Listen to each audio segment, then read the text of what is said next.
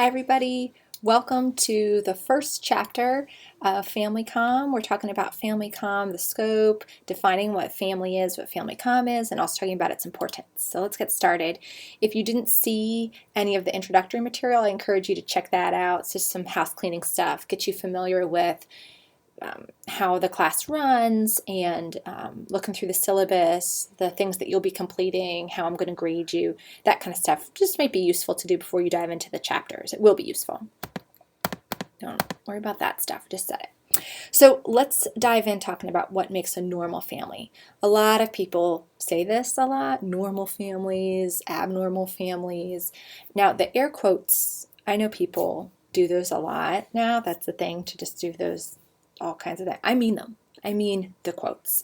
We want to avoid, if we can, try to avoid using the word normal when we describe our own family and other families.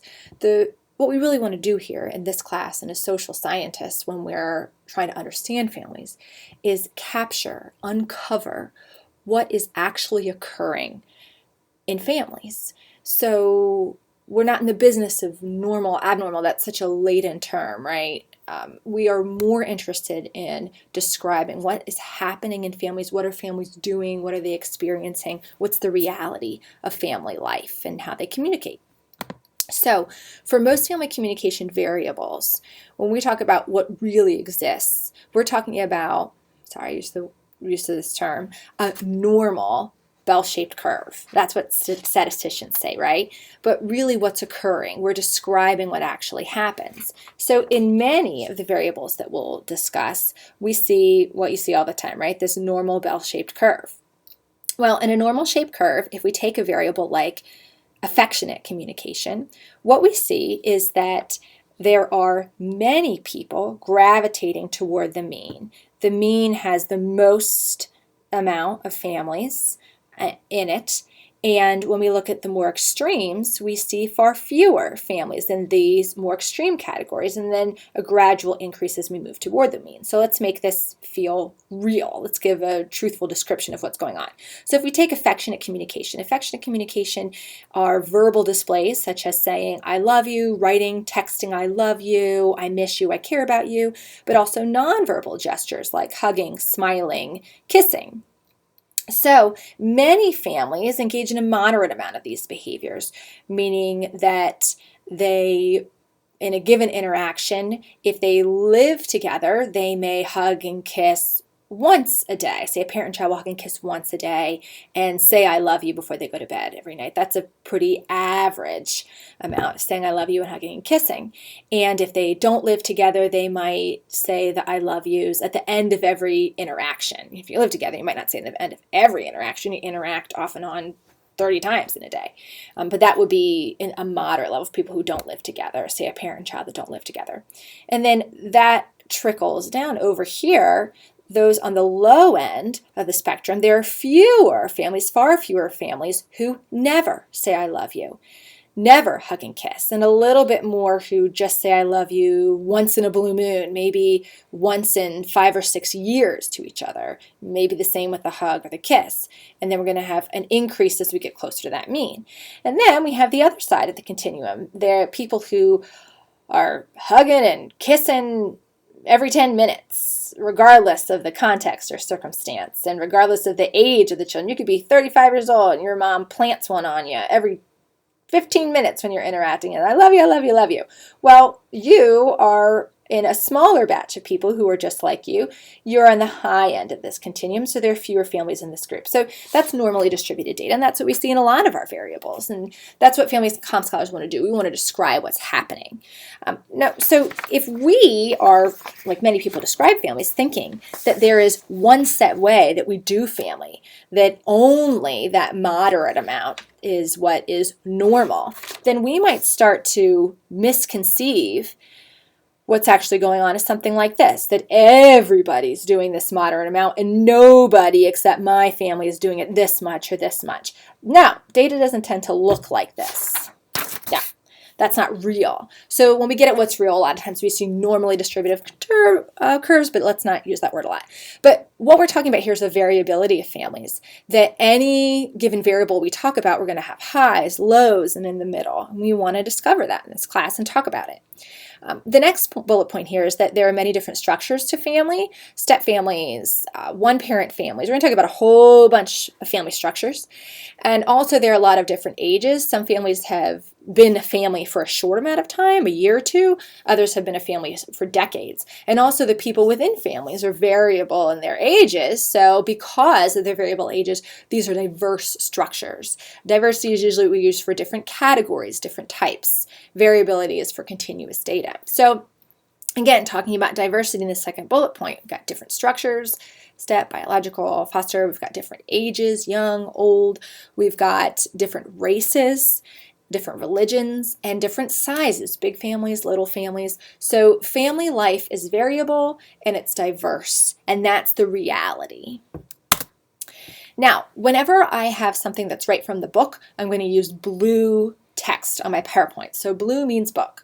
So communication constructs and reflects family relationships. So this means that there's a reciprocal relationship between how we communicate and who we are in our relationships. So it goes both ways. So when we say things like, hi mom, hi dad, we call each other those things. Those are address terms.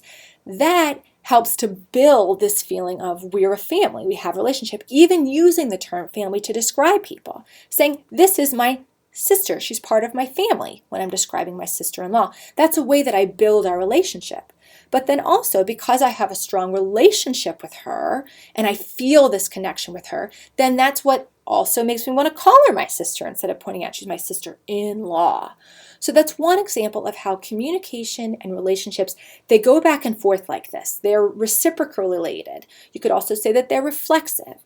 So it constructs and it also reflects family relationships. And that's a really important, it's a short point in the book, but it's really important. And I want you to understand what that means. Next, family serves as our first communication classroom. So your book makes this great point, and we can never ever forget it.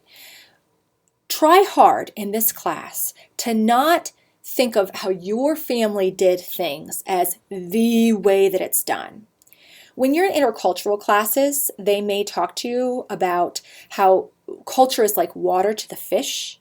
When you're in a culture and the water is all around you, you don't even think about the water, just like we don't think about our air, because it just is. It's constant. It's everywhere. Family communication is the first place where you saw communication. So you had examples of communication. The way that your parents talked or parent talked when they, to go back to affectionate calm, when they said, I love you, that gave you a sense of, oh, this is something that people do. If they're loud talkers, if they're quiet talkers, if they're always polite, if they're never polite, you didn't know that that was politeness or not, or loud or quiet. To you, that was just communication. So that's where you learned this is how one communicates, by observing, by watching your family. So it's your first classroom. The next subpoint here, communication teaches us how to think and how to have communication with ourselves. So the way that your parents, siblings, grandparents, aunts and uncles, the way that people in your family communicated, they may have said things even about you, like, Sarah, you are a wonderful artist, or you are a great thinker, you're really good with numbers.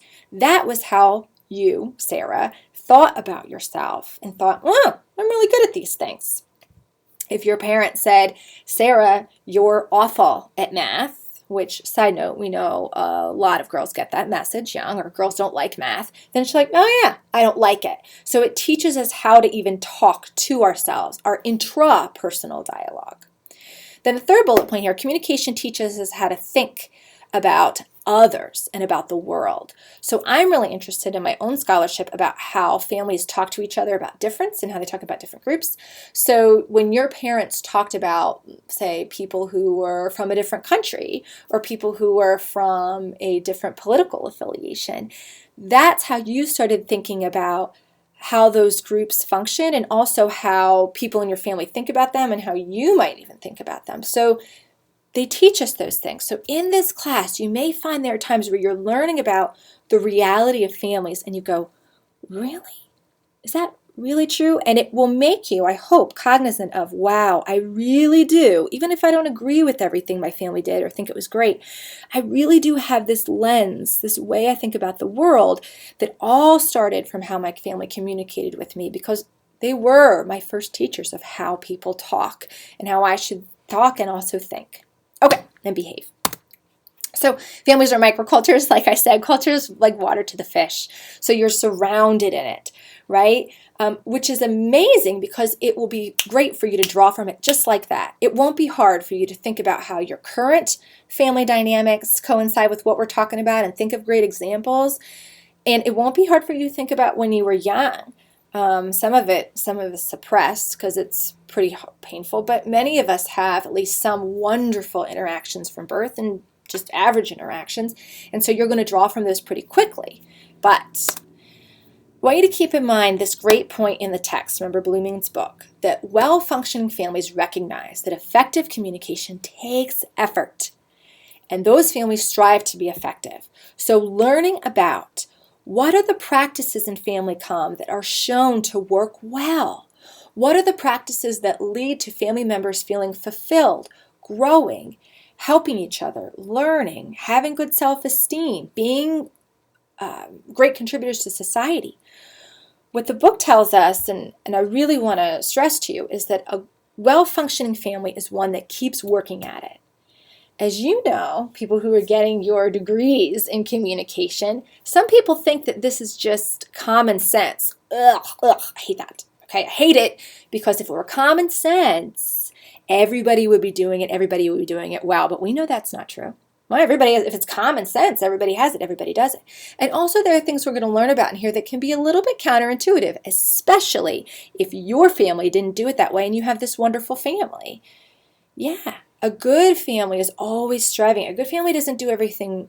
You can't do everything right. We're always making mistakes. It's really hard to be an effective communicator all the time, even knowing a lot of literature. It takes work. And so what we see is that families that tend to be successful and the members within them are successful are those that recognize, well, I want to work at this and I'm going to work at it. It takes effort. Okay. So definitions of family. This is what I want to talk about next. So I want you to think about and perhaps post, how do you define family? And this is a pretty deep question. You really want to think about this. How do you define what makes a family unit? So your book talks about these different lenses. So let me talk about each of them. And then the black text around it are my additions to what's in the book. Okay, so the sociological lens, that is focusing on people who take a sociological lens are those that take an approach to communication in families where this is all about what are the laws, what are the regulations. If the law says a parent is two people who provide for other people who are dependent upon them, and if people go to a courthouse, go to a justice of the peace, okay, the law says they're a family, then they're a family. That's the lens. If a child is born to one person, but another family has legal custody, that's the family. That's that. If you're not legally family, So a sociological lens takes that approach. It says, what are the laws or the regulations? Is it legal or not? Now that's the simplest one, okay? Because that's where we can really easily collect that data. Are you legally family? Are you not legally married or parent-child or whatever it may be? Okay, it's easy to collect that data, but think about yourselves. Is that really the way that you see family? Is that how you define family? Is it all about the legal component? All right, next is the biogenetic lens. This approach says that family is about people who either reproduce together, or reproduction would be possible, physically possible for them, or, so you think about a committed couple, or it doesn't have to be a committed couple, a couple that can have children together, or they do have children together. And then also this thing about, or they have shared DNA. So sisters, brothers who genetically, either completely or to some degree, have the same DNA. They are genetically related. They are biologically related. This is the biogenetic lens. Now, we do see, as the authors point out, that we as humans have this evolved motivation to know our genetic relatedness.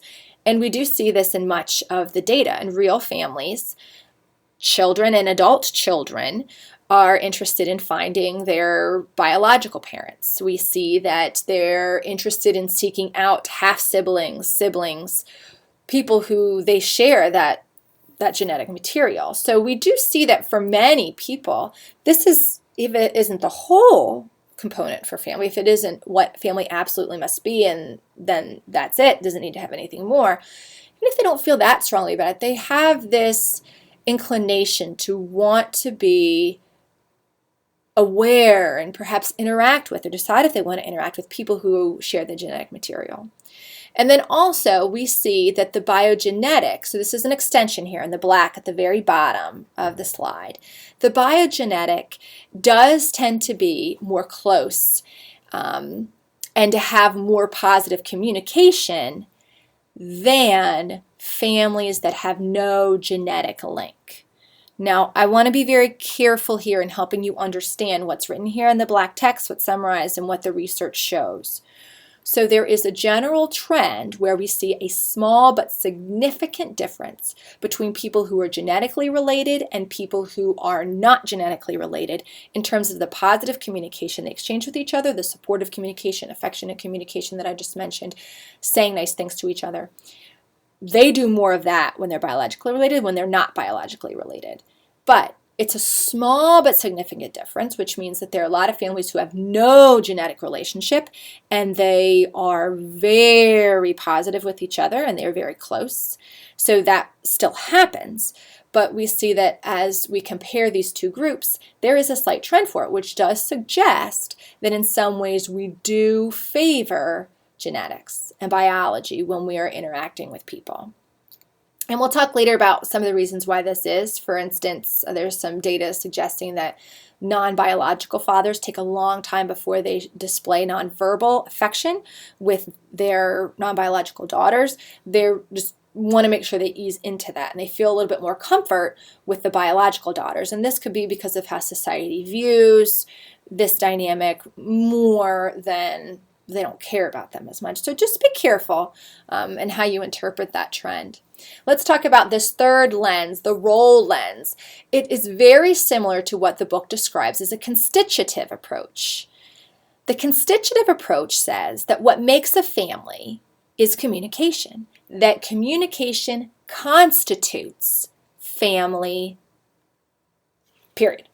So a constitutive approach, scholars who take this approach, people who take this approach say, what makes you a family is that you communicate as a family. That's pretty powerful and in staunch juxtaposition to the other two lenses, right, where it's about the legal or it's about the genetics. So in this role lens, what a role lens says, or that perspective says, that if you feel and act like a family, then that's what makes you family. Say, I feel like you're my sister. That's a role lens when you say, then you're family. If you feel like sisters, then you're sisters. If you act like sisters, you call each other sisters, and you share things that we would expect sisters to share, then you're family. If you behave in these ways, it's all about behaviors and emotion connection. And one thing that your book doesn't mention, but that I want to point out to you, the role lens also addresses this idea of self-identification. That if you say, I'm part of your family, identify with you, then that's this role lens. And if you think that that's what makes families, then you're buying into that role lens approach. Couple things I want to point out. So those are the three different lenses. I'm going to ask you about what those lenses are. I want you to talk about them, be familiar with them, okay? Differentiate between the three. The lenses are distinct, right?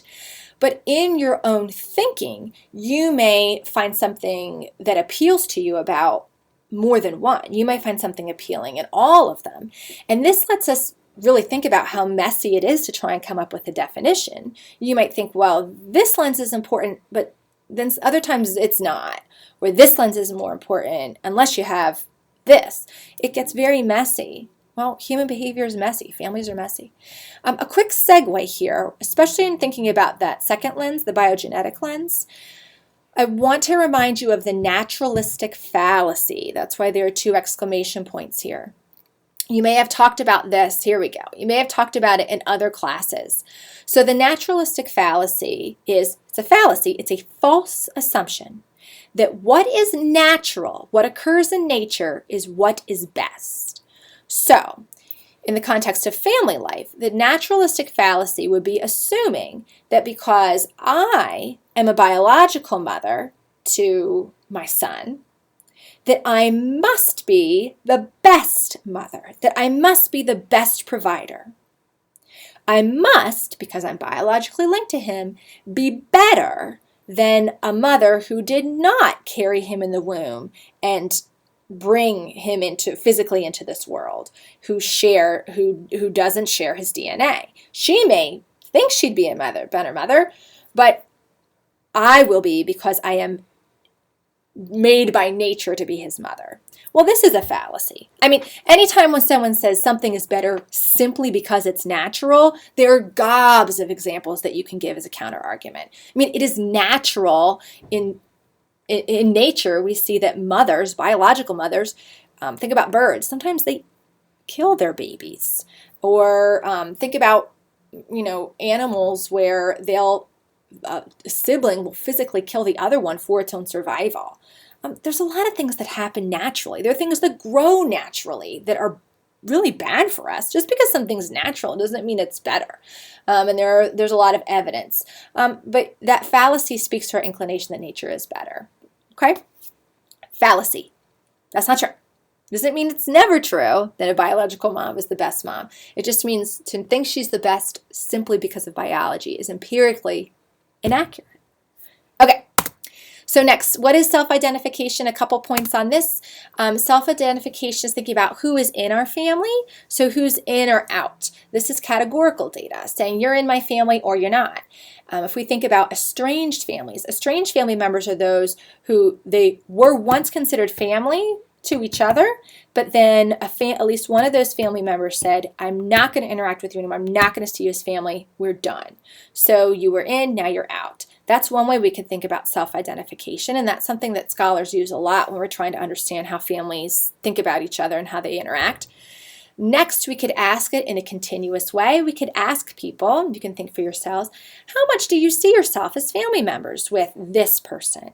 In my own research, I assess that a lot, and it's called shared family identity. I'm trying to understand on a continuum from, again, back to this, from a lot to a little, how much do you see your step-grandparent as your family? How much do you see your second cousin twice removed as family? And I get that variability of the data. Not everybody sees everybody in their family as being high on the continuum, that you're complete family members. Usually, again, somewhere in the middle. Okay, if others do not need to consider us as family, but we strongly identify as such, we may find ourselves in a discourse-dependent family, which is something that your textbook points out, your authors point out. A discourse-dependent family is a family in which they are solely reliant on how they communicate to mark their family membership. I'll say that again. They are solely reliant on how they talk to each other and talk about each other. They're solely reliant on that to designate that they are family. So your book talks about some of the external and internal boundary management that's done there, and so I encourage you to look at that. Again, I mentioned this already. Can we employ multiple lenses? I think so. I think so. And you may not. You may say, I only take that socio-legal frame. I only take the biogenetic, or I only take the relational. Okay. So talking about family structures, remember family structures are one of the ways that families are diverse. So here's a laundry list of some family structures, and there are actually a couple that I'm missing on here. Maybe you want to point it out in your discussion question. So we've got 2-parent biological families, and what I'm going to do here, just to let you know, is I'm going to list them all, read them off and give you a short description of what they mean, and then I'm going to click ahead to another slide where I give you a little bit of empirical evidence, a little bit of the reality of families for each of these. So family structures. First, we have the two-parent biological, okay? A mom and a dad who reproduce and they have children, okay? They have children whom they raise. Married partners. Married partners are people who are legally committed to one another, justice of the peace. They might also involve some religious commitment. Committed partners who are only committed through their communication, things like common law marriage.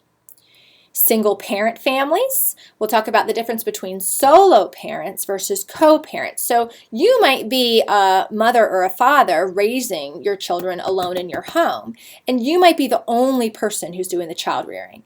But you might, even though you live in different homes, you might have another parent with whom you co-parent, even though you live in different households. So even within the single parent family, we see some diversity here. Then we've got step families and blended families. So both terms are used for a family where there's a unit here, perhaps one single family over here, and then the other single family, and they come together. So we might have stepbrothers, stepfathers, stepmothers.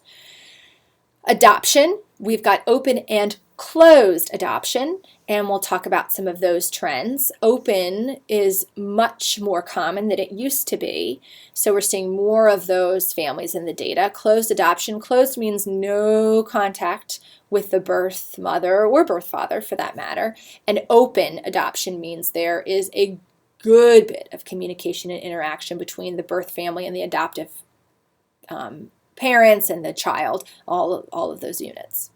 Foster parenting, that is when there is a temporary family dynamic. Extended family is a word that I prefer you use instead of when the text talks about intergenerational and wraps that in. We'll talk about that in one of the aging classes, but extended family relationships are outside of that immediate family unit. So usually aunts, uncles, grandparents, great-grandparents, and like I said, second cousins once removed. Same sex, we're talking about same-sex couples. A lot of times we talk about that. We can talk about same-sex dynamics in terms of other relationships in the family too, but same-sex usually refers to couples that are romantically linked and committed that are of the same sex.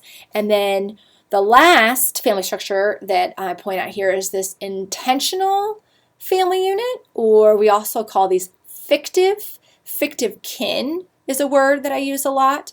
Voluntary family members, chosen kin.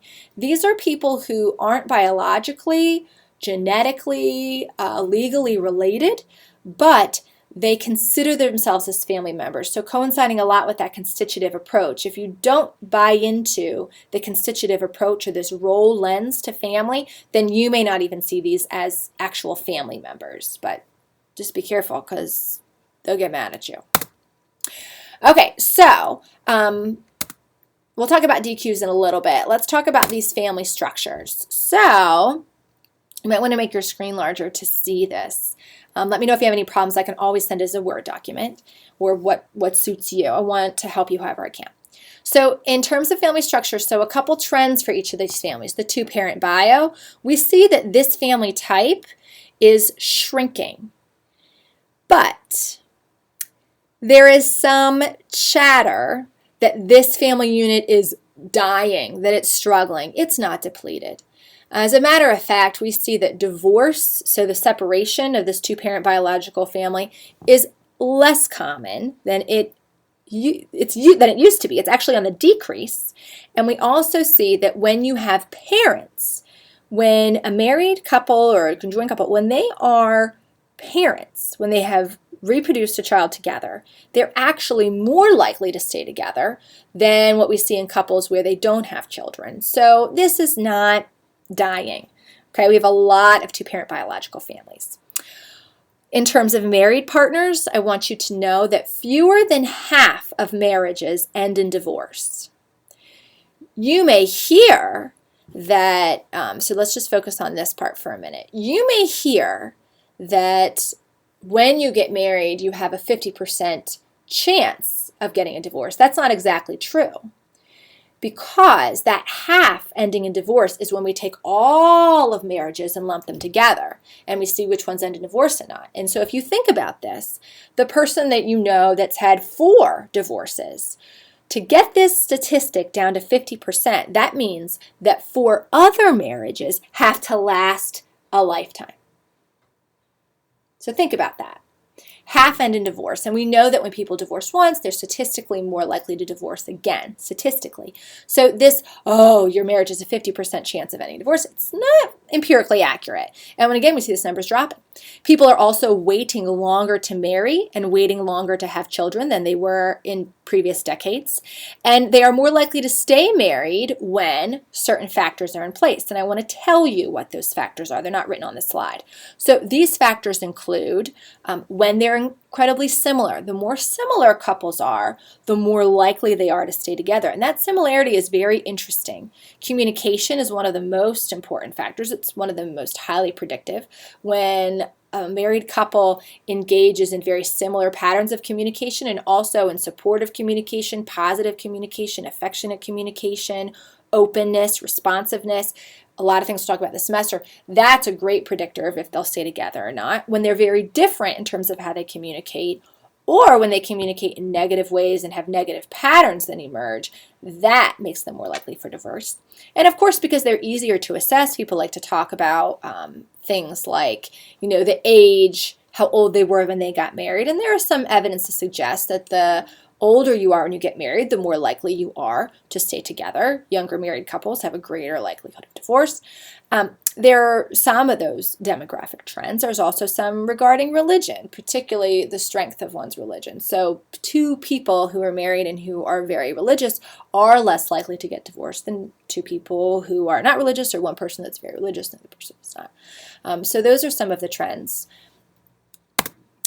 Committed partners, so people who are committed but only through their communication. Common law, that's 7 years. So when you are in a committed relationship, live together for 7 years, then legally you get some of the rights of familyhood. Cohabitation, living together, is on the rise. There are many different types of cohabitors. We'll talk about them later in the semester. People that live together for convenience, people that live together because they want to get married and can't afford it yet, all kinds of cohabitors. Those are more common now than ever before, and very much variability within that group. And when you think about the drop in divorce, you think about people living together longer, many of whom split. Those aren't included in divorce statistics. And they also inflate the data that we see that marital satisfaction scores are so high. So what is this big mess that I have here? What is this big bullet point about? Let me break this down for you. We see in the data that married people are more satisfied in their life than non-married people. Married people are happier. They're also physically more healthy. They have a better life on paper, okay? As a group, when you look at them compared to non-married people. But think about this for a minute. People who live together in that non-married group, right? Well, because they live together, if they decide then, I live with you, but I don't like you enough to get married, I don't think this is going to work, they end the relationship. So they're unhappy. That is in the data for the non-married sample. And they never join the married group. They don't become an unhappy married couple. So this is one of the things that makes the married people higher than the unmarried people. Okay, so I want you to think about things like that. I want you to really think about when you hear trends like, oh, married people are happier than non-married people. Someone says that on the news or wherever, at home on Thanksgiving. I just want you to think about, well, what's really going on in that data? It doesn't mean that if I get married, all of a sudden my life is going to be better. Gosh, please don't interpret it that way, right? Good marriages have the best in terms of satisfaction, happiness. But, a lot of marriages are very good. And when you're married to somebody, they tell you things like, go to the doctor, take care of yourself. You're also helping each other out. There are a lot of monetary benefits to marriage. Pay one rent. All of these things. And plus there's someone to support you and love you. They're all with you all the time, if they're not physically with you. So marriage has a lot of benefits. But don't forget that there are reasons why that robust data set says something about married people being happy that are also about just statistical trends, okay? Single parent family, you can be a solo or co-parent, like I said before. I want you to keep in mind this part in black is so important. One strong, consistent parent makes the difference. So when we look at data comparing, say, single parent to two-parent households, I want you to always remind yourself that when children have one consistent parent, a parent who day-to-day behaves in the same ways, and those ways are positive, encouraging, open, warm, they have effective discipline techniques. A strong, consistent parent is what makes the difference. That's what makes the difference in families. It's not numbers in and of itself. Still, if you have two parents and they are both strong, then two is easier than one for both of those parents. They're helping each other out and very beneficial for the children. They're observing both of these parents engaging in these helpful ways toward the child and toward each other. That's so healthy. This is great to have two strong parents. Oh, that's so great. But it's not crucial. What's crucial is that one strong, consistent parent. Also, step-family, blended families, we see the similar processes and outcomes in step-families and blended that we do in the two-parent biological homes. So a lot of times when we talk about trends, if you have the question, well, what about step-families? What about step-families? Is this just biological? No, these are families. This is how it works. These common variables lead to these outcomes. Shabam. Adoption. A couple things about adoption. Often adoptive families are more discourse dependent. So for example, visibly adopted families. These are families where the parent looks very different from the child. So when they're out in public, people go, oh, they're different. They're visible. I can tell that they're adopted. That's not true of all adoptions. Many adoptions, the parents and children look alike, and people will say that's them. Will say, well, thank you, or they're adopted. But if you're visibly adopted, if you have vastly different skin color, your different features, then as we see with international adoptions, then really these families have no choice but to make it about their discourse, because we see some wild things in the data. The things that people say to visibly adopted children and their parents that are unbelievable. Who's their real mom? Just really identity-threatening messages. And so those families have to decide, how are we going to talk about this to our child and to each other and to people, that strangers and friends and family who say things or ask questions? We are showing the world through our communication that we are family. So let's decide how we want to do this. And so that research is pretty interesting. Foster, we know very little about this in the scholarship. And in the past, I've had students who have worked or volunteered or been in the foster care system, and there's just such a richness here that we don't know a lot about.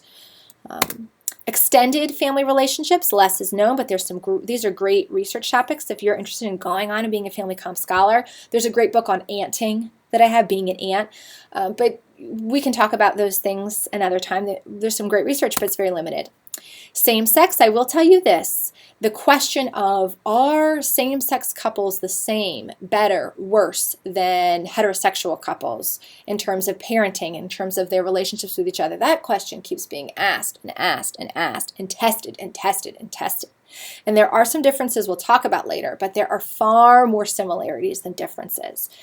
Keep testing it. People keep wanting it tested. But again, when we talk about empirical trends for behaviors and outcomes, we often can put these groups together, same-sex and heterosexual couples, because things are working in the same ways and they are very similar. Finally, intentional, fictive kin, chosen family. This is often in lieu of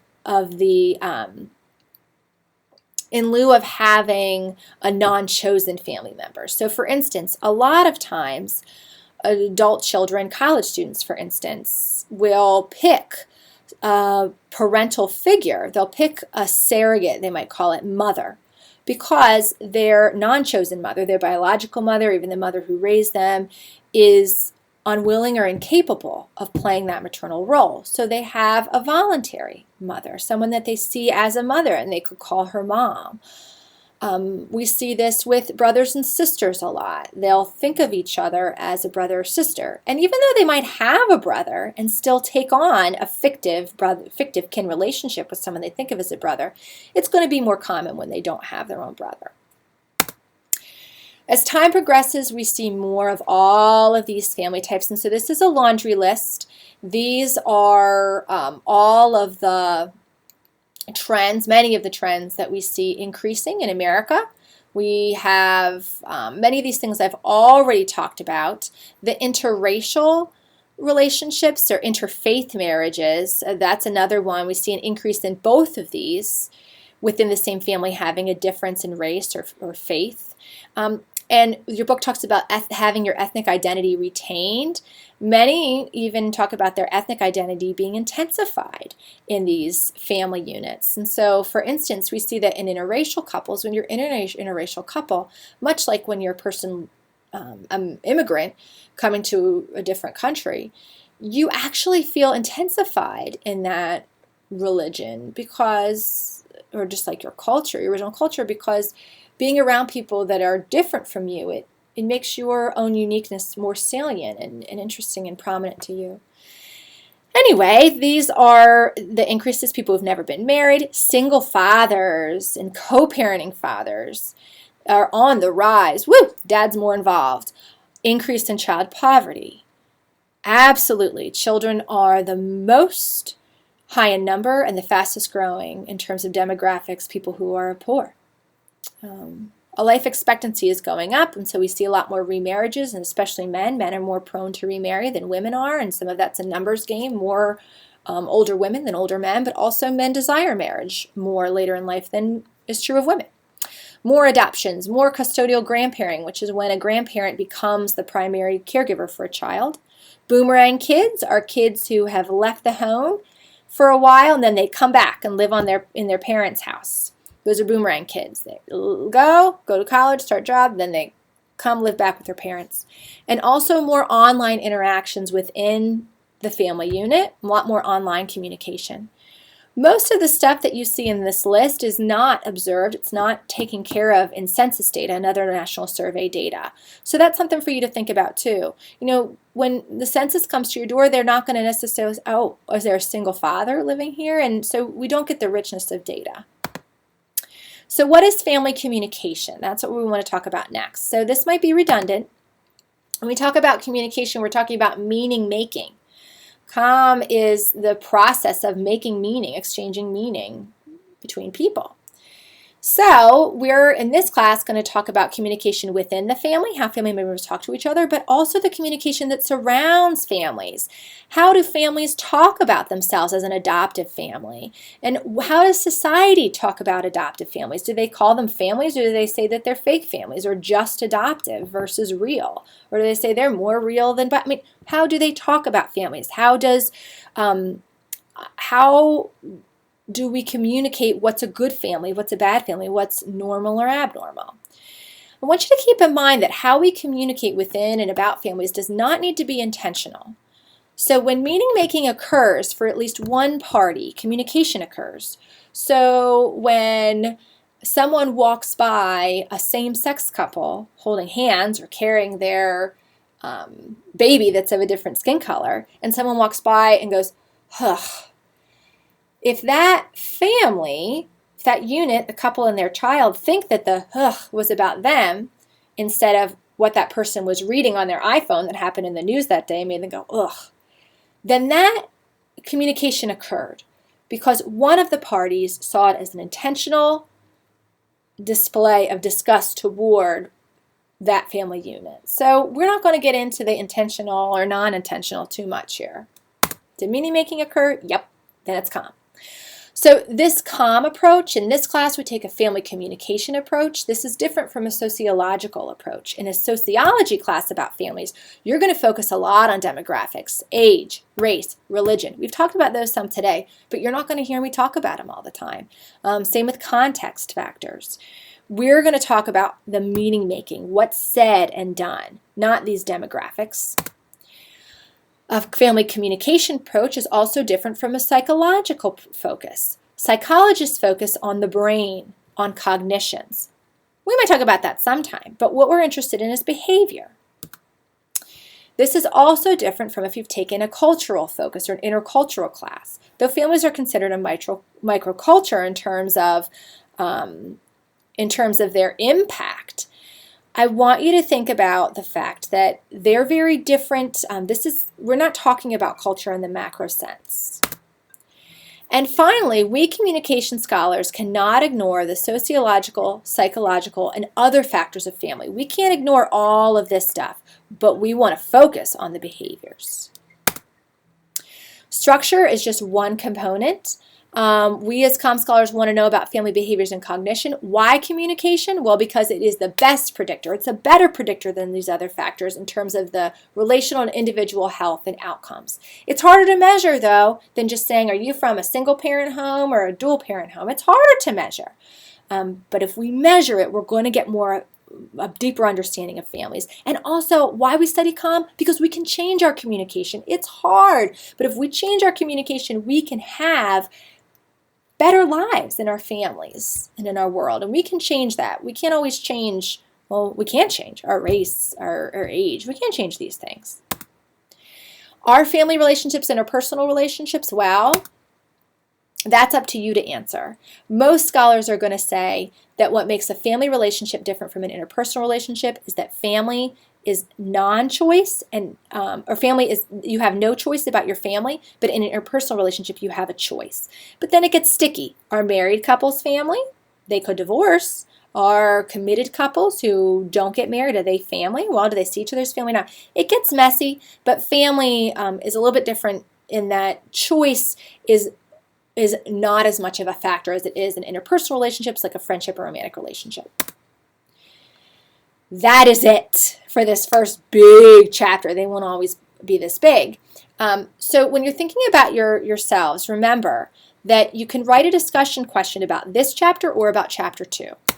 And what I have here is one example of a discussion question that you might ask. And in case you learn through listening, I'm going to read it to you. But this is one example. If I was doing the discussion question assignment, which you can review on eCampus, this is what I would write. I would say, your authors write that there is no right way to be a family and there's no one right way to communicate within a family. I love this because it's so inclusive and inviting and coincides with the variability and diversity of families. But we also learned that effective communication takes work and skill. Doesn't that imply that some communication is optimum or better than other forms, even the best? To me, it's okay for authors, scholars, us, to be direct and explicit in asserting that behaviors are optimum and should be strived for, and we can change them, yay!